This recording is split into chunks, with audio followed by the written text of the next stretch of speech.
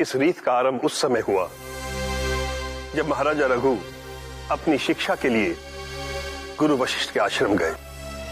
वहां उन्हें गौओं को चराने का कार्य सौंपा गया और एक दिन जब महाराजा रघु गौओं को चराने के पश्चात आश्रम लौटे तब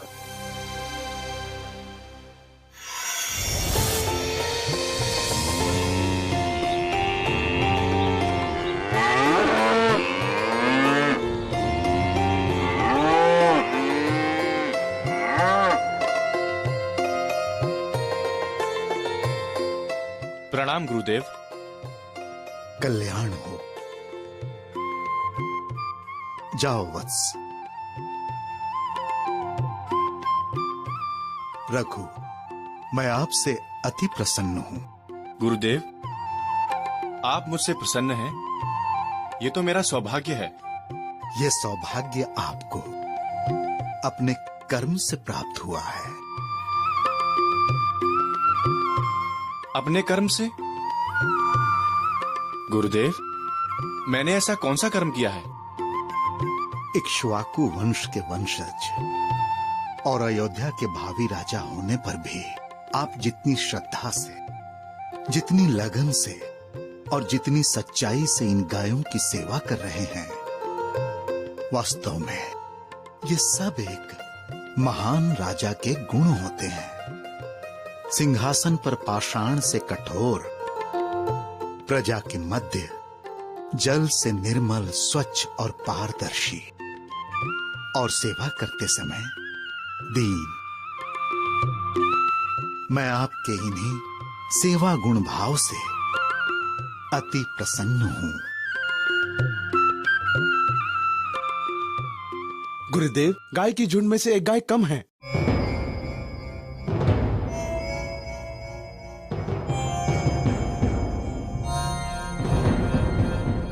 गुरुदेव, ये कैसे संभव है?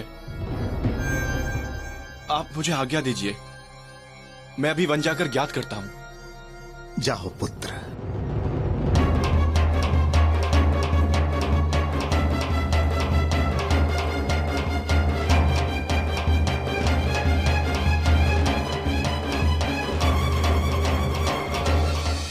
गौ माता, गौ माता कहाँ हैं आप? गौ माता मेरे निकट आइए। गौ माता कहाँ हैं आप? गौ माता मेरे निकट आइए। आप जहाँ कहीं भी हैं, मेरी अंतर्नाद सुनकर मेरे निकट आइए। गौ माता, गौ माता, गौ माता मेरे निकट आइए। आप जहाँ कहीं भी हैं, मेरी अंतर्नाद सुनकर मेरे निकट आइए। गौ माता, गौ माता।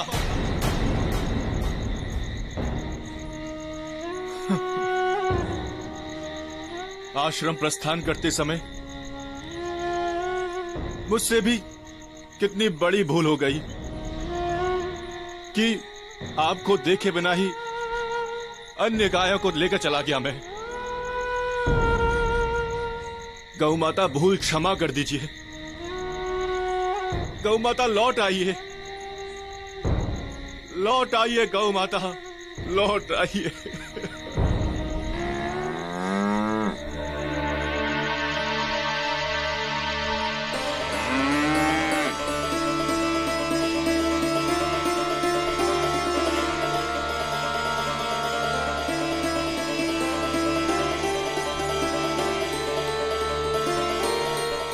गौ माता, माता कहां चली गई थी आप? मैंने कहां कहां नहीं ढूंढा आपको।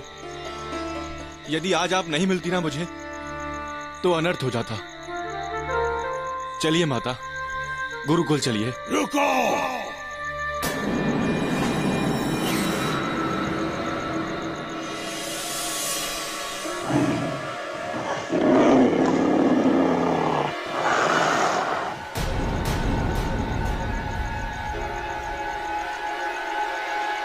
तुम इस गाय को लेकर कहां जा रहे हो?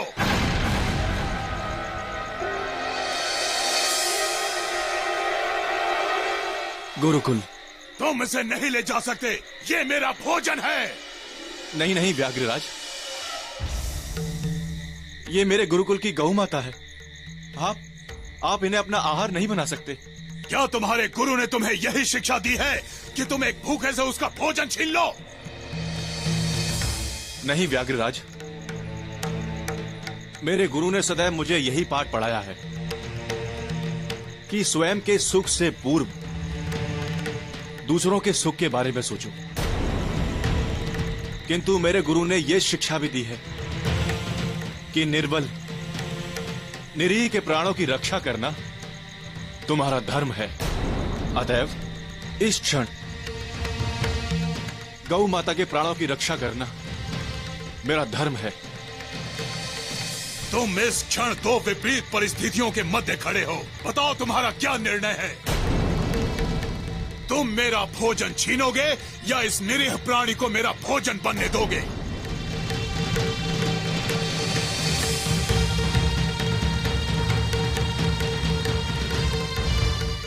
नहीं व्याघ्रराज, मैं दोनों धर्मों का पालन करूंगा, किंतु मेरी आपसे एक विनती है कि आप गौ माता को छोड़ दें तथा मुझे अपने भोजन स्वरूप स्वीकार करें। कारण उद्देश्य है क्षुधा की पूर्ति करना, चाहे वो गौ माता से हो या मुझसे। इसलिए आप मेरा निवेदन स्वीकार करें तथा मुझे अपने भोजन के रूप में स्वीकारें। जैसी तुम्हारी इच्छा। एक विनती और करना चाहता हूं मैं आपसे कि पहले मुझे गौ माता को गुरुकुल छोड़ाने दें, तत्पश्चात मैं स्वयं ही आपके सम्मुख प्रस्तुत हो जाऊंगा।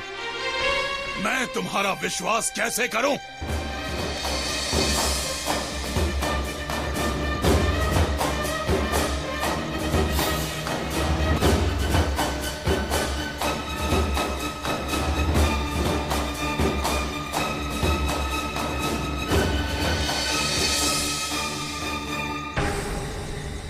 हे व्याघ्रराज, मैं इक्ष्वाकु वंशी अयोध्या नरेश महाराज दिलीप का पुत्र रघु, 10 दिशाओं, पंच तत्वों, सूर्य, चंद्रमा एवं अपने गुरु को साक्षी मानकर आपको यह वचन देता हूं कि गौ माता को गुरुकुल पहुंचाने के पश्चात मैं स्वयं आपके भोजन हेतु आपके समक्ष प्रस्तुत हो जाऊंगा।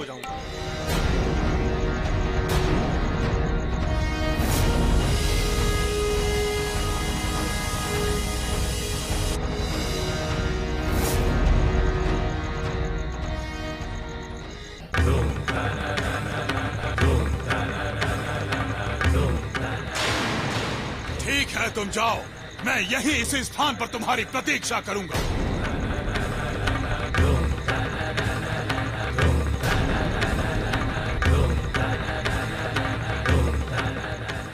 चलिए गौ माता, गुरुकुल चलते हैं।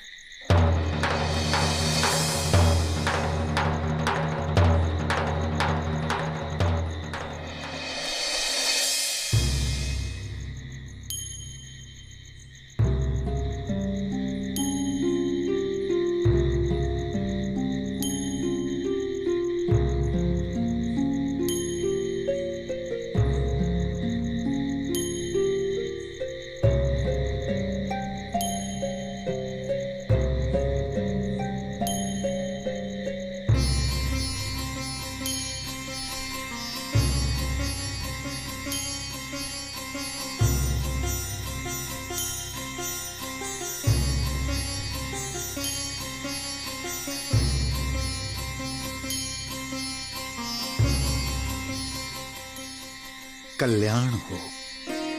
गुरुदेव, मैं गौ को ले आया। पुत्र रघु, मुझे पूर्ण विश्वास था कि तुम इन गौ माता के साथ ही इस आश्रम में प्रवेश करोगे। गुरुदेव, यदि आज मैं असफल हो जाता तो धर्म, ज्ञान एवं सेवा, जो कुछ भी आपने सिखाया है, वो सभी व्यर्थ हो जाता, मिथ्या सिद्ध हो जाता। गुरुदेव, अब मुझे आज्ञा दीजिए। रघु, इतनी रात्रि में आज्ञा? कहां जाओगे? यहीं विश्राम करो। गुरुदेव, मैंने वन में किसी को पुनः मिलने का वचन दिया है। जैसी तुम्हारी इच्छा। कल्याण हो।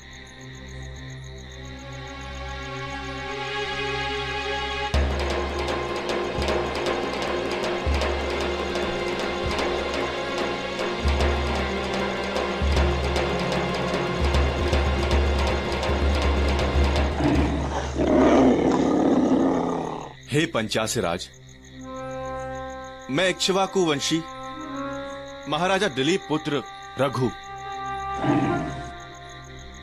अपने वचन अनुसार आपके सम्मुख उपस्थित हूं। कृपया करके मुझे अपने भोजन के रूप में ग्रहण करें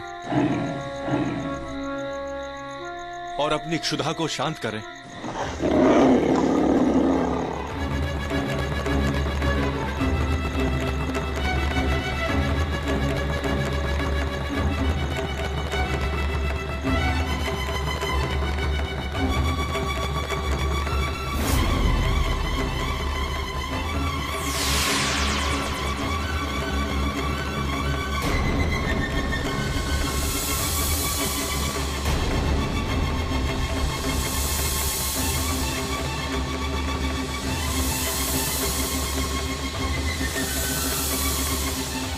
चक्षु खोलो रघु।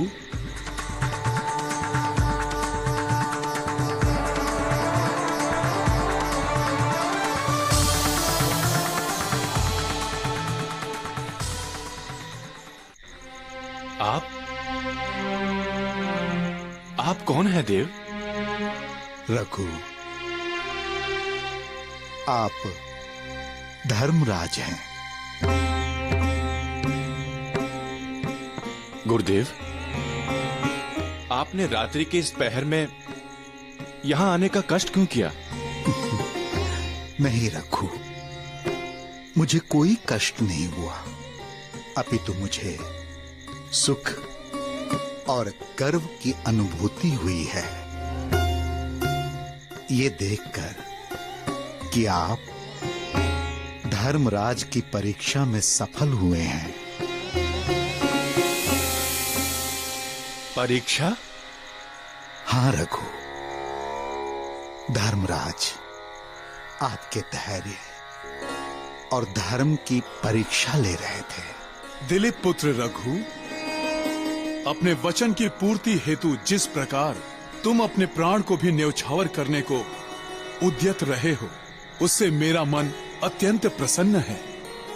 अतएव मैं तुम्हें और तुम्हारे कुल को आशीर्वाद देता हूं कि आज के पश्चात तुम्हारा कुल तुम्हारे नाम रघु से जाना जाएगा। संसार में तुम्हारा कुल रघुकुल के नाम से विख्यात होगा।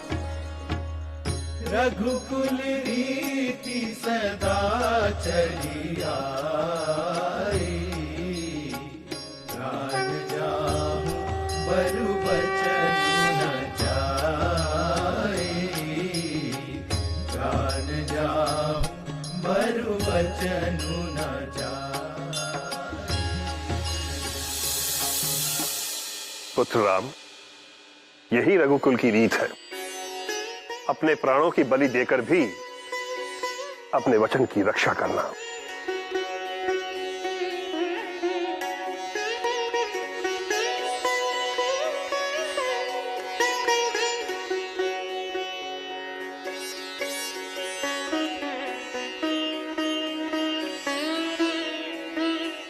पुत्रों, अपने स्कूल की रीत को सदैव अपने स्मरण कक्ष में सहेज कर रखना।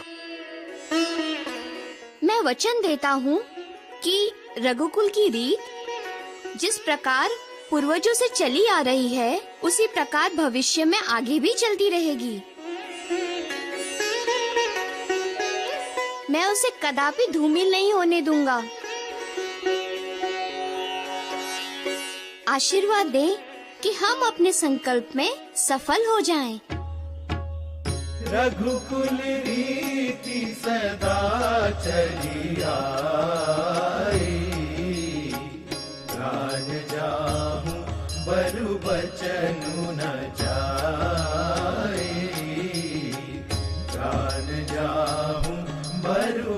बचनु न